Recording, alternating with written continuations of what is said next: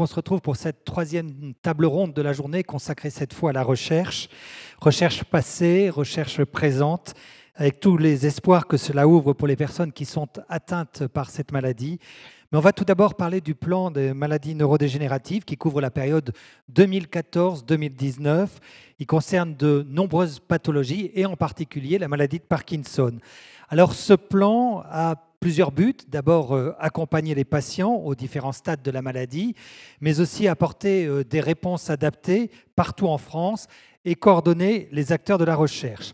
On va justement regarder cette partie recherche tout de suite et je vais demander au docteur Étienne Hirsch, qui est président du comité de pilotage de la recherche de ce plan, qui couvre donc la période 2014-2019, de me rejoindre, puisque nous allons parler du plan. Voilà, vous prenez un micro. Et bien, tout simplement, en quoi ça facilite un plan ? En quoi ça peut faciliter la recherche, le fait de dire, tiens, on met un plan maladie neurodégénérative?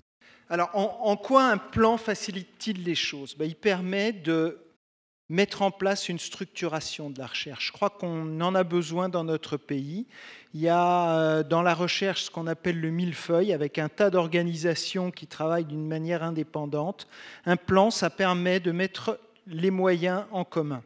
Je voudrais juste et puis de définir des priorités. Donc, je voudrais vous donner juste deux exemples. Premièrement, structuration de la recherche. Le plan a permis d'identifier, sur un appel d'offres jugé par un jury 100% international, 7 centres d'excellence à travers le pays. Ce sont les têtes de pont de la recherche française dans le domaine des maladies neurodégénératives et de la maladie de Parkinson. Le deuxième exemple que je voudrais vous donner, et il est commun avec l'association France Parkinson, de définir des priorités. La douleur n'est pas assez prise en charge en France dans les maladies neurodégénératives. C'est une priorité qui a été mise en avant par ce plan. Nous avons travaillé avec les associations, avec l'association France Parkinson, l'année dernière, en identifiant des projets de recherche dans le domaine de la douleur, en identifiant des projets de recherche pour améliorer les filières de prise en charge. Et cette année, avec les associations, nous allons étendre cela à la souffrance psychique, la souffrance des malades, mais aussi la souffrance des aidants. Donc ce sont deux exemples de l'importance d'un plan pour mettre en avant des projets qui ne sont pas assez soutenus sans un plan. Alors dans un plan, il y a différents chapitres, et un chapitre concernait le fait de dynamiser, de mieux coordonner la recherche internationale. Qu'est-ce qui s'est passé depuis 2014 ? Est-ce que des choses ont changé ? Les choses ont vraiment changé puisque la recherche française maintenant est vraiment au premier plan international dans le domaine des maladies neurodégénératives.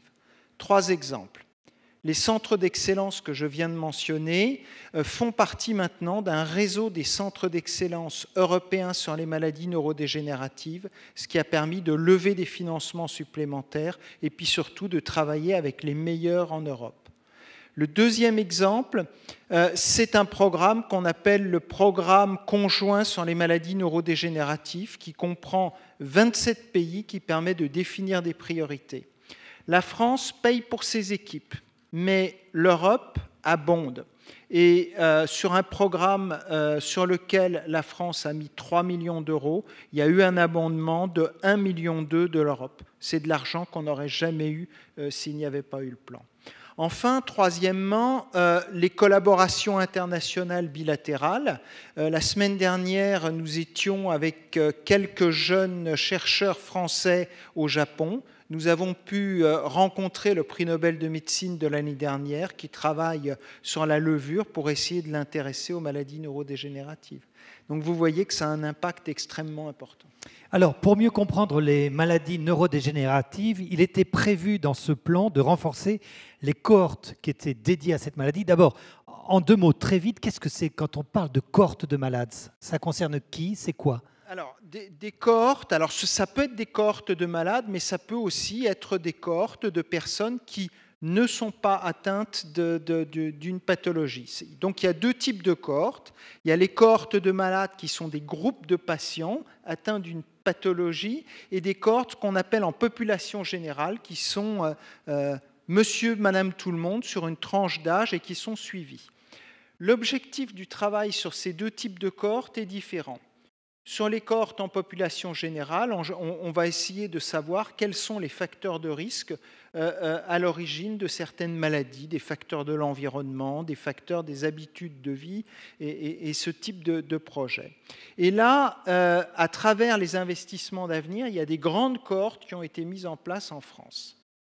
Le plan avait pour objectif d'essayer, sur ces grandes cohortes en population générale, d'identifier les facteurs de risque pour les maladies neurodégénératives. Mais ça coûte de l'argent et hélas, les politiques ne nous ont pas assez suivis. Nous n'avons pas assez d'argent pour faire ce type de recherche. Donc il n'y a pas eu de renforcement de ces cohortes dédiées ? Sur ces cohortes dédiées, elles poursuivent leur activité, mais intéresser les chercheurs qui suivent ces personnes aux maladies neurodégénératives n'a pas pu être fait pour le moment par manque d'argent. Deuxième type de cohorte de patients pour essayer par exemple d'identifier des signes précoces de la maladie. Ça se fait pour la maladie de Parkinson. Il y a de nombreux centres en France qui font ça. Et puis il y a une grande structure qu'on appelle FCRIN qui va coordonner ce type d'activité. Donc là, il y a des avancées dans ce domaine-là. Alors, je le disais, donc le bilan financier, juste peut-être, il est mitigé. Il y a des choses qui ont été faites, mais pas assez. Ben justement, puisque je disais plan 2014-2019, qu'est-ce qui se passe en 2019 si ce qui était promis entre 2014 et 2019 n'est déjà pas rempli ? J'ai cru comprendre qu'il y avait des échéances beaucoup plus proches, je crois, le 23 avril et le 8 mai. J'ai envie de dire, attendons déjà ces échéances pour voir ce qui va se passer. Mais est-ce qu'un plan peut survivre à des échéances ? En théorie, oui.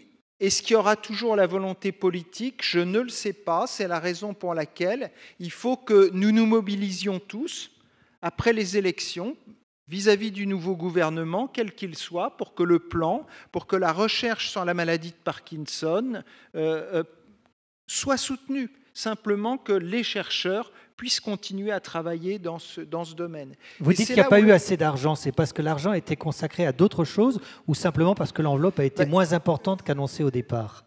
Moins importante qu'annoncée au départ, c'est clair. Il y a eu des avancées sur le médico-social, il y a vraiment eu des choses qui ont été faites.